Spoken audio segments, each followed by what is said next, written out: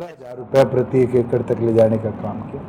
अब उसको 25,000 रुपया प्रति एकड़ पर पार्टी वादे के साथ जनता में उतरे कि किसी के भी क्रॉप लॉस होता है तो उस फसल खराबे का 25,000 रुपया प्रति एक एकड़ मुआवजा दिया जाए। उसी प्रकार से जो प्रधानमंत्री फसल बीमा योजना है उसके अंदर किसान प्रीमियम की मार में फंसता रहता है। कई बार वो प्रीमियम देता है, बैंक रिजेक्ट कर देते हैं, कई बार प्रीमियम भरने के बाद कंपनी विड्रॉ कर जाती है।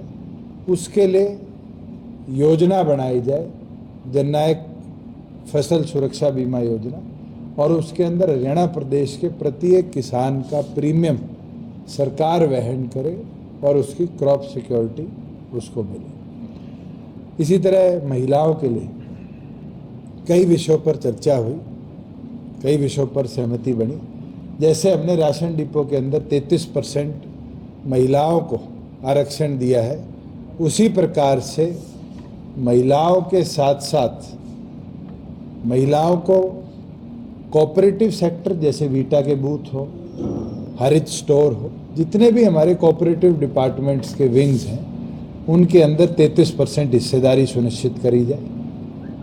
और साथ में एजुकेशन के अंदर टीचिंग जो सेक्टर है उसमें कैसे महिलाओं की प्रेजेंस बढ़े, उसके लिए सरकारी स्कूलों में, सरकारी कॉलेजों में और सरकारी यूनिवर्सिटियों में टीचिंग जॉब में 50% वुमेन रिजर्वेशन अश्योर करने का काम हम अपने वादे में करेंगे। तो ऐसे कई बिंदु हैं। अभी तो मैं आपको ट्रेलर दे रहा हूँ, आगे पार्टी का घोषणा पत्र भी आपके बीच में है। चुनाव सिर पर है, जेजेपी की क्या कुछ तैयारियां चल रही हैं? 17 जिलों के जिला अध्यक्षों, हल्का अध्यक्षों और उनके साथ मुख्य कार्यकर्ताओं की बैठक हुई है। पीएसी के अंदर वो 17 जिलों के नाम आज हमने एक एक कर शेयर कर दिए। अधिकांश जिले ऐसे हैं जिनके अंदर आज़ाद समाज पार्टी हमारे साथ सीट शेयरिंग में है। कल कौन सी सीट उनको देनी है उस पर उनसे भी विस्तार में चर्चा है, और विस्तार में चर्चा करके जहां हमारे कैंडिडेट फाइनल हो चुके हैं वो हम साथ के साथ घोषित करने का काम करेंगे जॉइंटली। बचे, क्योंकि 5 जिले हमारे बचे हैं जिनके मुख्य साथियों से भी चर्चा होनी है, तो कल उसका भी समय रखा गया है। जैसे ही चर्चा हो जाती है 22 जिलों की एक लिस्ट दोनों पार्टियों की संयुक्त तौर पर हम रिलीज करने का कल शाम तक काम करेंगे। बीजेपी का आरोप है कि जेजेपी के लगभग सभी विधायक पार्टी छोड़ गए हैं, जेजेपी अब खत्म हो गई है। आरोप क्या है? बीजेपी तो आज दिखती है किस हालात में है। बीजेपी 400 पार की बात करती थी, 250 पे आ गई, और 250 पे आने के बाद आज हमारे लोगों को उधार में लेके जा रही है। नहीं ले रही हो तो बता। पिछले 2 दिनों में 6 लोग हमारे संगठन के उनने लिए हैं जिनको आश्वस्त किया कि तुम्हें चुनाव लड़ाएंगे। इसका मतलब तो बीजेपी अंदर से खोखली थी। और मुख्यमंत्री की हालत कैसी है? कटी पतंग की तरह है। तीज वाले दिन जब पतंग कट जाती है तो उसको ये नहीं पता वो कहां जाके गिरेगी।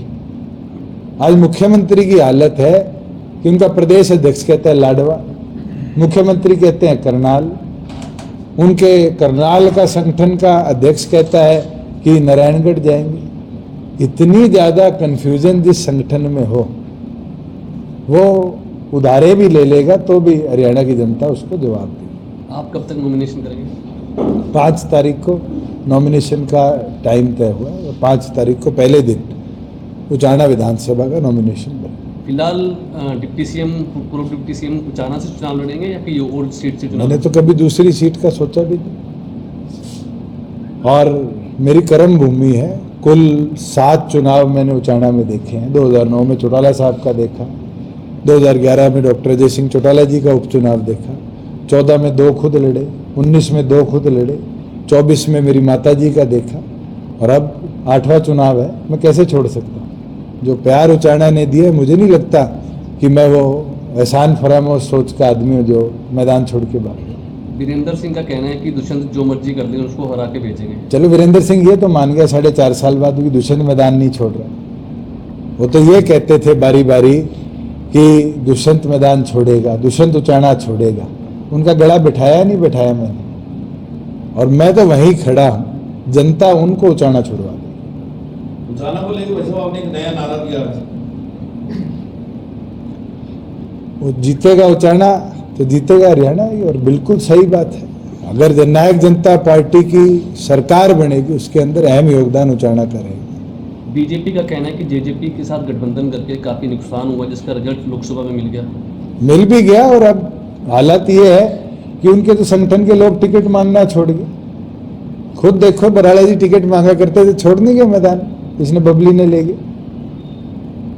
कैप्टन अभिमन्यु टिकट मांगा करते थे, रामकुमार गौतम ले गए। इनका संगठन मंत्री पिछली बार चुनाव लड़के हारा था, आज वहां जोगीराम ले गए। और तो और आशा खेदड़, सीमा गैबीपुर सारी मैदान छोड़ गई, तो अनूप ले जाना पड़ा। ये हालत तो थी कि जिनको हमने चुना था, जिसको हमने सम्मान देकर विधायक बनाया था, आज बीजेपी को वो भी उधारे लेने पड़ रहे। सर, देवेंद्र बबली पहले कांग्रेस की एक मीटिंग के अंदर दिखाई देते हैं और अब बीजेपी ज्वाइन कर ली है। उनसे पूछो कि 2 दिन में हृदय परिवर्तन कैसे हुआ।